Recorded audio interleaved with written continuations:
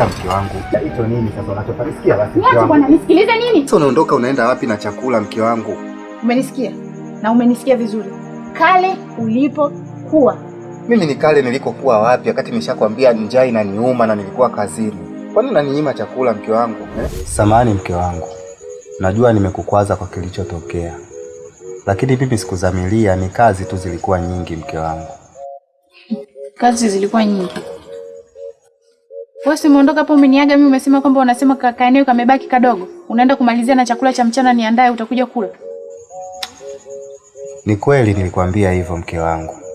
Lakini nilipigiwa simu ikabidi niende kufanya kazi sehemu nyingine. Kwa hiyo kama umepigiwa simu ulishindwa nini kunipa mimi taarifa kwamba mke wangu nimepata dharura hapa sitoweza kurudi saa hizi? Ndio maana nikaanza kwa kukuomba samahani mke wangu. Kwa sababu nilipopigiwa simu akili yote ikawa haiwazi, yani nikasahau kabisa mke wangu, nikawa nawaza pesa tu. Ulisahau umeanza uhuni wako sasa. Umeshaanza kuwa na wanawake huko nje, si ndio? Yaani mke wangu mimi sijui kwa nini kila siku nakazia tu hapo. Mimi kwa nini nifanye uhuni mke wangu wakati unajua wewe ni mwanamke pekee ninayekupenda katika kijiji hiki. Na ndio maana nimeamua kukuoa na kukuweka ndani. Sio vizuri hivyo mke wangu bwana. Mimi sipendi ambavyo unakuwa unanihisi vibaya, unanikosea unajua. Tuendelee kula basi mke wangu. Naomba tu nisamehe kwa yote, ila mimi nilikuwa kazini kweli mke wangu.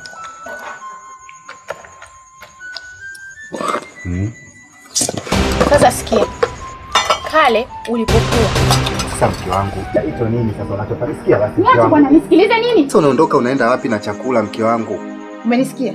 Na umenisikia vizuri. Kale ulipokuwa.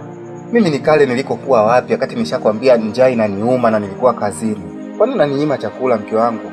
Ulivyonikalisha hapa mchana kuto na kusubiri nakaa na njaa, unasikia? Yaani unaona ni sawa? Unaona ni sawa hiyo? Mke wangu, ndio maana nakuomba msamaha. Mimi nilikuwa kazini. Si nimekuelekeza mke wangu vizuri tu kwamba nilikuwa kazini mke wangu. Ni kwa nini hutaki kunielewa mke wangu? Sasa mimi ni kale wapi? Nisikilize. Umenisikia vizuri kabisa? Nimesemaje? Kale ulipokuwa. Sasa mke wangu hapo mimi unanikosea. Niache bwana, niache. Sasa mimi ni kale nilikokuwa wapi wakati nilikuwa kazini na njaa inaniuma mimi sijala? Ni kale wapi mimi mke wangu? Vitu vingine unakuwa unanionea. Sasa kweli mimi nihangaike kufanya kazi mke wangu, nirudi nyumbani uanze kunitupia tena maneno yako hayo. Hao wanawake unaowasema mimi wapi na wapi? Kazini usemwe na bosi, nyumbani mke vituko. Sasa tunapata wapi muda wa kupumzika? Unanikosea sana mke wangu, sema basi.